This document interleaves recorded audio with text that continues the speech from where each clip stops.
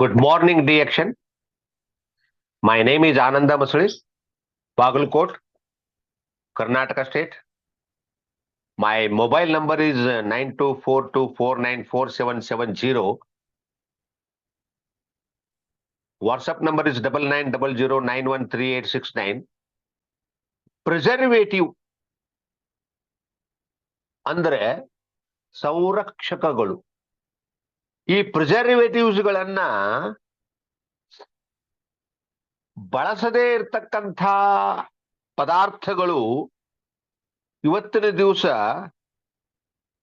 ನಮಗೆ ದೊರಕ್ತಾ ಇಲ್ಲ ನೋಡಿ. ಬಹುತೇಕ ಪ್ರಾಡಕ್ಟ್ಗಳಲ್ಲಿ ಈ ಪ್ರಿಸರ್ವೇಟಿವ್ಗಳನ್ನ ಬಳಸ್ತಾರ.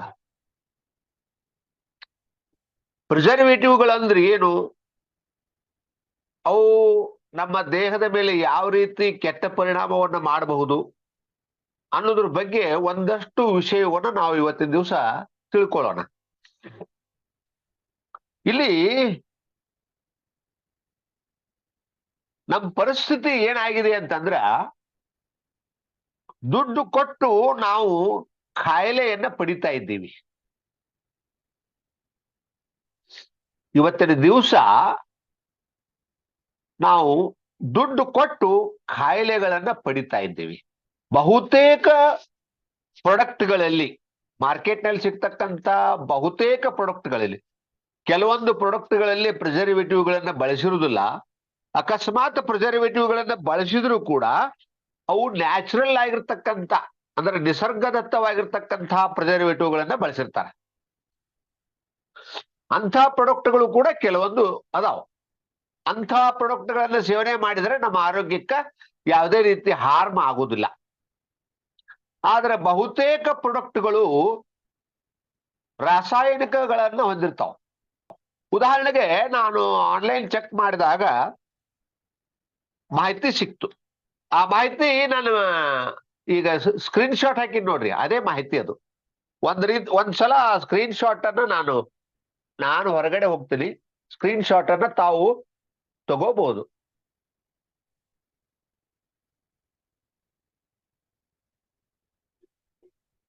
ಇದು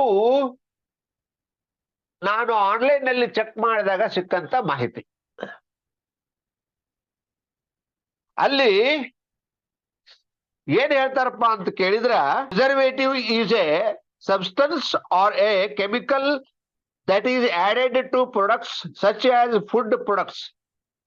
ಅಂದ್ರ ಸೇವನೆ ಮಾಡತಕ್ಕಂತ ಪ್ರಾಡಕ್ಟ್ಗಳಲ್ಲಿ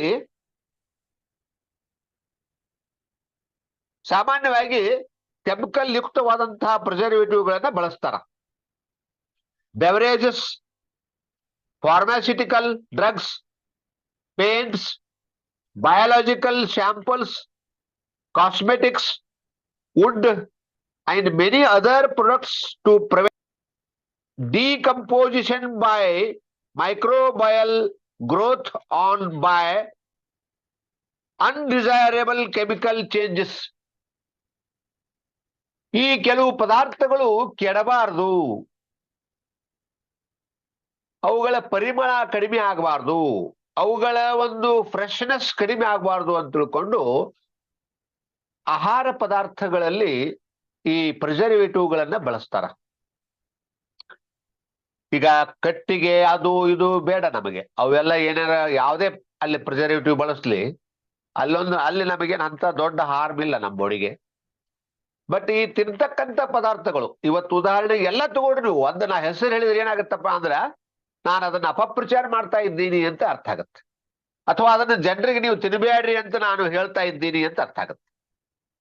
ತಿನ್ನವರಿಗೆ ಬ್ಯಾಡ ಅಂತ ಹೇಳಲಿಕ್ಕೆ ನನಗೆ ಯಾವುದೇ ಹಕ್ಕಿಲ್ಲ. ಆದ್ರೆ ನಾವೆಲ್ಲ ಜಾಗೃತರಾಗಬೇಕು ಅನ್ನೋದು ನನ್ನ ಅಭಿಪ್ರಾಯ. ಈ ಪ್ರಿಸರ್ವೇಟಿವ್ಗಳು ಏನ್ರಿ, ಬೇರೆ ಬೇರೆ ಕಂಪನಿಯವರು ಬೇರೆ ಬೇರೆ ರೀತಿಯ ಪ್ರಿಸರ್ವೇಟಿವ್ಗಳನ್ನ ಬಳಸ್ತಾರೆ. ಕೆಲವೊಂದು ಕಂಪನಿಯವರು ಇಟ್ಟುಕೊಂಡು, ಅಂದ್ರೆ ಜನಸಾಮಾನ್ಯರ ಆರೋಗ್ಯ ಕೆಡಬಾರದು ಅನ್ನೋ ಉದ್ದೇಶ ಇಟ್ಟುಕೊಂಡು ಕೆಲವು ನೈಸರ್ಗಿಕವಾದಂತಹ ಪ್ರಿಸರ್ವೇಟಿವ್ಗಳನ್ನ ಬಳಸ್ತಾರ. ಪ್ರಿಸರ್ವೇಟಿವ್ ಅಂದ್ರೆ ಏನ್ರಿ, ಸಂರಕ್ಷಕಗಳು ಅಂತ ಅರ್ಥ. ಅದು ಬ್ರೆಡ್ ನೊಳಗಿರ್ಬಹುದು, ಹಾಲಿನೊಳಗಿರ್ಬಹುದು, ಹಾಲು ಬೇಗನೆ ಕೆಡಬಾರ್ದು, ಬ್ರೆಡ್ ಬೇಗನೆ ಕೆಡಬಾರ್ದು, ಹೀಗೆಲ್ಲ ಬೇರೆ ಬೇರೆ ಕಾರಣಗಳಿಗೆ ಈ ಪ್ರಿಸರ್ವೇಟಿವ್ಗಳನ್ನು ಬಳಸ್ತಾರ. ಕೆಲವೊಬ್ರು ನೈಸರ್ಗಿಕವಾದ ಪ್ರಿಸರ್ವೇಟಿವ್ಗಳನ್ನು ಬಳಸ್ತಾರ. ಆದ್ರೆ ನೈಸರ್ಗಿಕವಾದ ಪ್ರಿಸರ್ವೇಟಿವ್ಗಳನ್ನು ಬಳಸಿದ್ರೆ ಇವ್ರು ತಿಳ್ಕೊಂಡಷ್ಟು ಅದು ಕೆಲಸನೂ ಮಾಡುದಿಲ್ಲ, ಜೊತೆಗೆ ಖರ್ಚು ಬಹಳ ಬರ್ತದ. ಅದಕ್ಕೆ ಅವ್ರು ಏನ್ ಮಾಡ್ತಾರ, ಸುಮ್ಮನೆ ಬಹಳ ತಲೆ ಕೆಡಿಸ್ಕೊಳ್ಳೋದು ಬ್ಯಾಡಪ್ಪ ಅಂಥೇಳಿ ಯಾವುದೋ ಒಂದು ರೆಡಿಮೇಡ್, ಯಾವುದೋ ಒಂದು ಕೆಮಿಕಲ್ಲು, ಯಾವುದೋ ಒಂದು ಎಸೆನ್ಸು, ಯಾವುದೋ ಒಂದು ವಸ್ತುವನ್ನ ಅದರಲ್ಲಿ ಸ್ವಲ್ಪ ಹಾಕಿಬಿಡ್ತಾರೆ, ಕೆಡಬಾರ್ದು ಬೇಗನೆ, ಅಥವಾ ಅದರ ಒಂದು ಫ್ರೆಶ್ನೆಸ್ ಕಡಿಮೆ ಆಗಬಾರ್ದು ಅಂತ ಹೇಳಿ. ನಮ್ಮ ಆರೋಗ್ಯವನ್ನ ನಾವು ಸರಿ ಇಟ್ಕೋಬೇಕು. ಆದರೆ ನಮ್ಮ ಈ ಡಿಎಕ್ಷನ್ ಪ್ರಾಡಕ್ಟ್ಗಳು ಏನದಾವ ನೋಡ್ರಿ, ಎಲ್ಲಾ ಪ್ರಾಡಕ್ಟ್ಗಳು ಒಂದಂತ ಹೇಳುದಿಲ್ಲ ನಾನು, ಎಲ್ಲಾ ಪ್ರಾಡಕ್ಟ್ಗಳು, ನಮ್ಮ ಡಿಎಕ್ಷನ್ ಪ್ರಾಡಕ್ಟ್ಗಳು ಪ್ರಿಸರ್ವೇಟಿವ್ ರಹಿತವಾಗಿವೆ. ಕೆಲವೊಂದಕ್ಕ ಪ್ರಿಸರ್ವೇಟಿವ್ ಹಾಕಲೇಬೇಕಾದಂತ ಪ್ರಸಂಗ ಬಂದ್ರ ನೈಸರ್ಗಿಕವಾದ ಪ್ರಿಸರ್ವೇಟಿವ್ಗಳನ್ನ ಬಳಸ್ತಾರೆ ವಿನಃ ಈ ಕೆಮಿಕಲ್ ರಾಸಾಯನಿಕವನ್ನು ಹೊಂದಿರತಕ್ಕಂತಹ ಪ್ರಿಸರ್ವೇಟಿವ್ಗಳನ್ನ ಬಳಸುವುದಿಲ್ಲ. ಅದಕ್ಕೋಸ್ಕರ ನಮ್ಮ ಪ್ರಾಡಕ್ಟ್ಗಳು ಒಂದಷ್ಟು ಕಾಸ್ಟ್ಲಿ ಅದಾವ. ದಯವಿಟ್ಟು ನೀವು ಕಾಸ್ಟ್ಲಿ ಅಂತ ನೋಡ್ಲಿಕ್ಕೆ ಹೋಗಬೇಡಿ. ಈಗ ಬಂಗಾರ ತಗೊಳ್ಳುವಾಗ ಅದು ಕಾಸ್ಟ್ಲಿ ಐತಂತ ವಿಚಾರ ಮಾಡ್ತೀರಾ?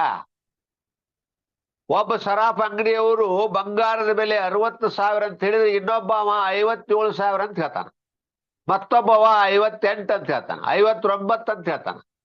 ನೀವು ಬಡ ಬಡ 57,000 ಇದ್ದಲ್ಲಿ ಹೋಗಿ ಬಂಗಾರ ಖರೀದಿ ಮಾಡಿದ್ರಪ್ಪ ಅಂತಂದ್ರ ಏನಾಗ್ತದ ಅಂತ ಕೇಳಿದ್ರ ಅಲ್ಲಿ ಆ ಪರಿಶುದ್ಧತೆ ಇರುವುದಿಲ್ಲ. ಯಾವ 60,000 ಹೇಳಿರ್ತಾರ ನೋಡ್ರಿ, ಅವನಲ್ಲಿ ಇರ್ತಕ್ಕಂಥ ಪರಿಶುದ್ಧತೆ ಬಂಗಾರದೊಳಗ ಈ 57,000 ಕೊಡೋನ ಕಡೆ ಇರುವುದಿಲ್ಲ. ಇದ್ರಲ್ಲಿ ನೆನಪಿಟ್ಟುಕೋರಿ, ಇದೆಲ್ಲ ಗೊತ್ತಾಗತ್ತೆ ನಿಮಗ, ಆದ್ರ ಆರೋಗ್ಯದ ಬಗ್ಗೆ ಗೊತ್ತಾಗುದಿಲ್ಲ, ಆರೋಗ್ಯದ ಬಗ್ಗೆ ತಲೆ ಕೆಡಿಸಿಕೊಳ್ಳುದಿಲ್ಲ.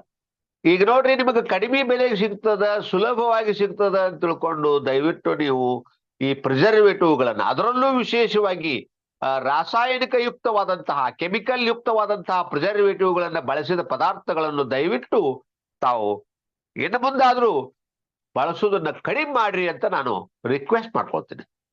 ಇಲ್ಲಿ ಯಾರನ್ನು ಬ್ಲೇಮ್ ಮಾಡೋ ಉದ್ದೇಶ ನಮಗಿಲ್ಲ. ನಮಗೆ ಬೇಕಾಗಿರೋದು ಏನಪ್ಪಾ ಅಂದ್ರೆ ಆರೋಗ್ಯ. ನಾವೆಲ್ಲರೂ ಆರೋಗ್ಯದಿಂದ ಇರಬೇಕು. ಪುನಃ ಪುನಃ ನಮ್ಮ ಆರೋಗ್ಯ ಕೆಡಬಾರದು, ಅದು ನಮ್ಮ ಉದ್ದೇಶ. ಇಲ್ಲ ನೋಡಿ, ನಮ್ಮ ಡಿಎಕ್ಷನ್ ಪ್ರಾಡಕ್ಟ್ಗಳಲ್ಲಿ ಉದಾಹರಣೆಗೆ ಒಂದು ಉದಾಹರಣೆ ಹೇಳ್ತೀನಿ.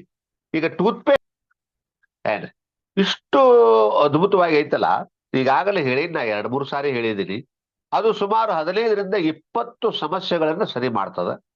ಅದರಲ್ಲಿ ಝೈಲಿಟಾಲ್ ಅನ್ನುವಂಥ ಒಂದು ನೈಸರ್ಗಿಕ ಒಂದು ಪದಾರ್ಥ ಐತಿ, ಝೈಲಿಟಾಲ್. ಇದ್ರ ಬಗ್ಗೆ ಗೊತ್ತಿದ್ದವರು ಹುಡುಕಾಡ್ಕೊಂಡು ಬಂದು ನಮ್ಮ ಈ ಟೂತ್ಪೇಸ್ಟ್ ಅನ್ನ ಒಯ್ತಾರ.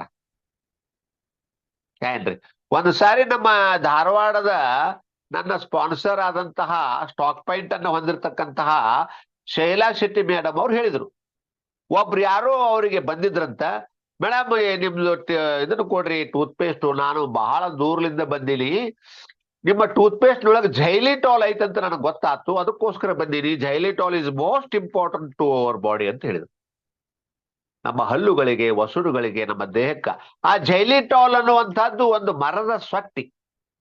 ಮರ ಆ ಪದರು ಸಿಹಿಯಾಗಿರ್ತದೆ, ನೈಸರ್ಗಿಕ ಸ್ವೀಟ್ ಅದು. ಆಮೇಲೆ ಅದು ಗಮ್ಮುಗಳಿಗೆ, ನಮ್ಮ ಹಲ್ಲಿನ ಗಮ್ಮುಗಳಿಗೆ ಅದಕ್ಕೆಲ್ಲ ಕೂಡ ಹೆಲ್ಪ್ ಮಾಡ್ತದೆ. ಅದು ದೈಹಿಕವಾಗಿ ನಮಗೆ ಆರೋಗ್ಯಕ್ಕೆ ಸಹಾಯ ಮಾಡ್ತಕ್ಕಂಥ ಪದಾರ್ಥ ಆಗಿದೆ. ಆದರೆ ಅದರ ಕಿಮ್ಮತ್ತು ಬಹಳ ಐತಿ, ಹೀಗಾಗಿ ಅದನ್ನ ಎಲ್ಲರೂ ಬಳಸುವುದಿಲ್ಲ.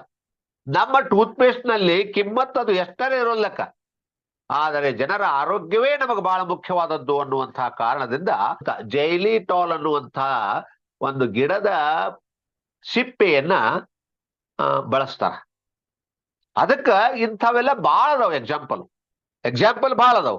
ನಮ್ಮ ಎಷ್ಟೋ ಈಗ ನೋಡ್ರಿ, ನಮಗೆ ಉದಾಹರಣೆಗೆ ನೋಣಿ ತಯಾರು ಮಾಡ್ತಾರ.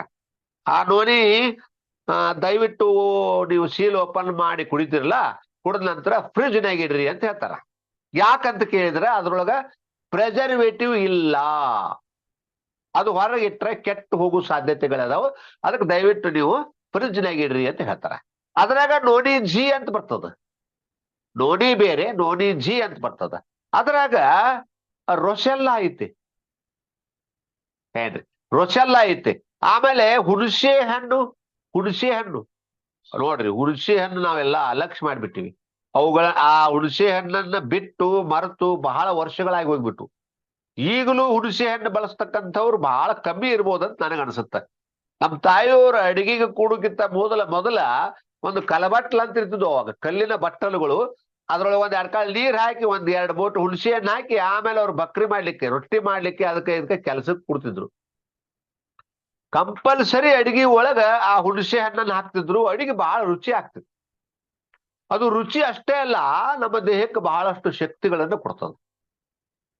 ಅದಕ್ಕೋಸ್ಕರ ನಮ್ಮ ಈ ನೋನಿ ಜೀ ಒಳಗ ರೊಸೆಲ್ಲ ಮತ್ತು ಈ ಹುಣಸೆ ಹಣ್ಣಿನ ರಸವನ್ನ ಹಾಕೋದ್ರಿಂದ ಅದು ನೈಸರ್ಗಿಕವಾದಂತಹ ಒಂದು ಪ್ರಿಸರ್ವೇಟಿವ್ ಆಗಿ ಕೆಲಸ ಮಾಡ್ತಾವ.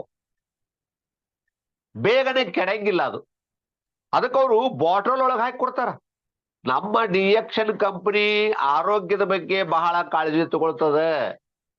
ಇಷ್ಟೊಂದು ಕಾಳಜಿ ತಗೊಳ್ತಕ್ಕಂಥ ಕಂಪನಿಗಳು ಬಹಳ ಕಮ್ಮಿ ಅದಾವು. ಆದ್ರೆ ಇವರು ಇಷ್ಟೊಂದು ಕಾಳಜಿ ತಗೋತಾರ ಅಂದ್ರೂ ಕೂಡ ಜನಗಳು ಬೇಗನೆ ಇದ್ರ ಕಡೆ ಬರ್ತಾ ಇಲ್ಲ. ಕಾರಣ ಏನು ಅಂದ್ರೆ ಜನಗಳಿಗೆ ಇನ್ನೂ ಗೊತ್ತಾಗಿಲ್ಲ. ಒಂದು ದಿವಸ, ಇನ್ನೊಂದು 6 ತಿಂಗಳು, ವರ್ಷ, 2 ವರ್ಷ ಹೋದ್ಮೇಲೆ ಗೊತ್ತಾಯ್ತು ಅಂದ್ರೆ ಜನಗಳು ಓಡಾಡ್ತಾ ಬರ್ತಾರ, ಮುಗಿಬೀಳ್ತಾರ. ಒಂದೇ ಮಾತು ಹೇಳ್ಬೇಕಂದ್ರ ನಮ್ಮ ಪ್ರಾಡಕ್ಟ್ಗಳಿಗೆ ಮುಗಿಬೀಳುವಂತ ಕಾಲ ಕೂಡ ಬಹಳ ದೂರ ಇಲ್ಲ ಅನ್ನುವಂತ ಮಾತನ್ನ ಹೇಳ್ತಾ ನಾನು ಇವತ್ತಿನ ದಿವಸ ನನ್ನ ಈ ಮಾತುಗಳನ್ನು ಮುಗಿಸ್ತಾ ಇದ್ದೀನಿ. ಸರ್, ದಯವಿಟ್ಟು ಸಬ್ಸ್ಕ್ರೈಬ್ ಆಗ್ರಿ. ಆಗಿದ್ರಪ್ಪ ಅಂದ್ರೆ ಬೇರೆದವ್ರಿಗೆ ಆಗ್ಲಿಕ್ಕೆ ಕೇಳ್ರಿ, ಲೈಕ್ ಮಾಡ್ರಿ, ಶೇರ್ ಮಾಡ್ರಿ, ನಿಮ್ಮ ಅಭಿಪ್ರಾಯಗಳನ್ನು ತಿಳಿಸ್ರಿ, ಅಥವಾ ಫೋನ್ ಮಾಡಿ ನಿಮ್ಮ ಅಭಿಪ್ರಾಯಗಳನ್ನ ಕೇಳ್ರಿ, ಡೌಟ್ಸ್ ಕೇಳ್ರಿ. ಅದಕ್ಕೋಸ್ಕರ ನಾವು ಏನು ಆರೋಗ್ಯ ಕ್ರಾಂತಿಯನ್ನು ಮಾಡ್ತಾ ಇದ್ದೀವಿ, ಇದ್ರ ಜೊತೆಗೆ ಔದ್ಯೋಗಿಕ ಕ್ರಾಂತಿಯನ್ನು ಮಾಡ್ತಾ ಇದ್ದೀವಿ. ನಮಗೆ ಸಪೋರ್ಟ್ ಮಾಡ್ರಿ ಅಂತ ಹೇಳ್ತಾ ಇವತ್ತಿನ ದಿವಸ ಈ ಮಾತುಗಳನ್ನು ಮುಗಿಸ್ತಾ ಇದ್ದೀನಿ sir. Thank you sir, thank you very much.